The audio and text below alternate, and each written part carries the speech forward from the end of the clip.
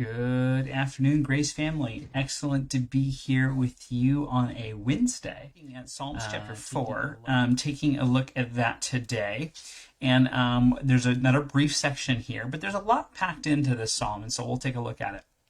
Again, I want to remind you, like I did with Psalm 3, that the very first, before we get to verse 1, there is this kind of line ahead of the psalm itself, and it's important to note. So it says, to the choir master with stringed instruments, a psalm of David. And so this tells us a little bit about the psalm. We'll talk about that here in a few moments. So that is also in the text. That's not something that was added in by your Bible commentator or the translation that you have. That's actually in the text itself. So let's start with chapter 4, verse 1. To the choir master with stringed instruments, a psalm of David. Answer me when I call, O God of my righteousness. You have given me relief when I was in distress. Be gracious to me and hear my prayer. O men, how long shall my honor be turned into shame? How long will you love vain words and seek after lies? Selah. But know that the Lord has set apart the godly for himself. The Lord hears when I call to him. Be angry and do not sin. Ponder in your own hearts and on your beds and be silent. Selah. Offer right sacrifices and put your trust in the Lord. There are many who say, who will show us some good? Lift up the light of your face upon us, O Lord. You have put more joy in my heart than they have when their grain and wine abound. In peace I will both lie down and sleep, for you alone, O Lord, make me dwell in safety. So, interesting kind of subnotes here I want you to be aware of. So one, so it says to the choir master. Now this means that David probably wrote this and gave this to the choir masters to be sung as part of the Jewish worship.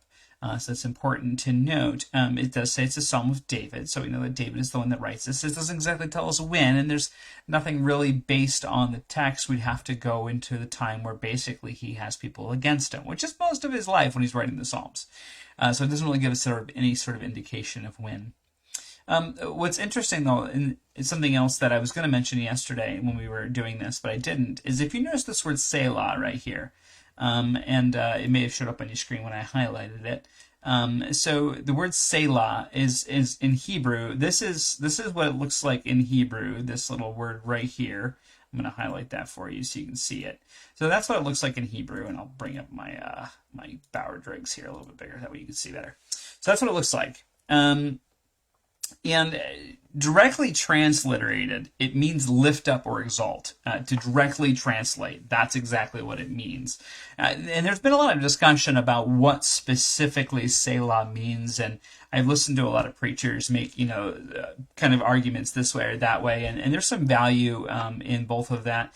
This particular resource, which I'm showing you here, let me see if I can show you what it is. There we go. This is Bauer Driver Briggs. This is a Hebrew and English lexicon. So many of you may be familiar with things like Vines. This is something people are really familiar with, or things like Strong's. These are great resources. This is a concordance, and this is a dictionary. Concordances tell you all the places where a particular Bible verse has a particular word. And Vines does an attempt to give you a dictionary definition of that word based on their understanding. Now, the tricky part here is that both of these are secondary resources to a primary resource, which is a lexicon. I tell you that because these are subservient to something like Brown Driver Briggs. And so we should always be using lexicons when we can, because it's going to give us more information about the word than what we would have. So basically what they argue in their lexicon is basically that it's some sort of interruption or change in the regular reading. It may actually be that this was part of benedictions. That's what they say might be part of what it was, that it was part of a benediction, that they would be kind of like the crowd saying amen. It could also be that it would be kind of as a point of order where you would stop and you'd give a moment of reflection. And so as we go down through the text, reading through it today, I want you to kind of be thinking about it's a time of reflection of what was just said and a time of exalting the Lord. And so let's start off kind of looking at the text. It gets broke down into 2 or 3 different ways. but primarily David is starting off with a prayer, and that's what we see in verse 1. He prays to God in verse 1. And then in verses 2 through 7, he's kind of answering or exhorting those around him. And then picking up again in verse 8, he goes back and responds specifically to God. And he does so also in verses 6 through 8, but he has a little bit of a mix in 6 and 7 between his exhortation and his prayer to God. Kind of like what preachers do oftentimes when they're ending their sermon and they want to preach it again in their prayer to God. I think that's kind of what David might be doing here. So he starts off by saying, "Answer me when I call, O God of my righteousness." Now, there's a couple different ways of interpreting this in the Hebrew, and one of the ways of interpreting it is the God who makes me righteous. And I think that's important to understand, that he sees his righteousness of coming from God, and that God vindicates him, is basically the idea that's being communicated in the Hebrew. And so he says, "Answer me when I call, O God of my vindication," or my righteousness. "You have given me relief when I was in distress. Be gracious and hear my prayer." It's interesting that he has an assumption that God will hear his prayer. He has an assumption that God will answer him. And he's asking for God to be gracious in this. And he's already in his prayer to God, he's already reminding God that he has in the past given him relief when he was in distress. So he's reminding God of his past deeds, as well as reminding God of who God is to him. And he's making his petition known. And I think it's really interesting. Those are three very interesting things to me about verse 1. Then he gets into this exhortation. The exhortation really comes down to 5 things. The first thing is a turn from falsehood. David ultimately exhorts his accusers that they need to know the truth, that he has been set apart from God, which is what he says in verse 6. "Lift up your light of your face upon us, O Lord." That kind of idea there. 2 verse 6, because this is a variable to verse 2. "As for me, I have set my king on Zion, a holy hill." So this is probably in reference to another psalm, and that's what a lot of commentators have argued. But the idea that God has set himself apart, David, his anointed one. And so he's saying, I've been set apart by God. God will surely answer my prayer for vindication, so stop trying to pursue after me. How long will you love vain words and seek after lies? And this is where the people that are coming against David, they're trying to accuse him of things that are not true, like we saw with Absalom, and specifically in Psalm 3. And so this makes me think about specifically how do we respond, and how does God feel about those who are using vain words, seeking after lies, or don't do what God commands. And I was thinking specifically of Malachi chapter 2, verse 17, where he says, "You have wearied the Lord with your words, but you say, how have we wearied him?" And Malachi responds by saying, everyone who does evil is good in the sight of the Lord, and he delights in them, or by asking, where is the God of justice?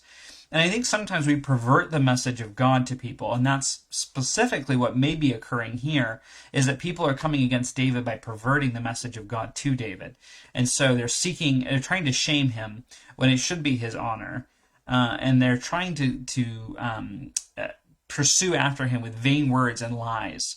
And so, this shouldn't be the way of a Christian. And so thinking about what Ephesians says, I think Paul addresses a lot of what's going to be said in the text here in the book of Ephesians.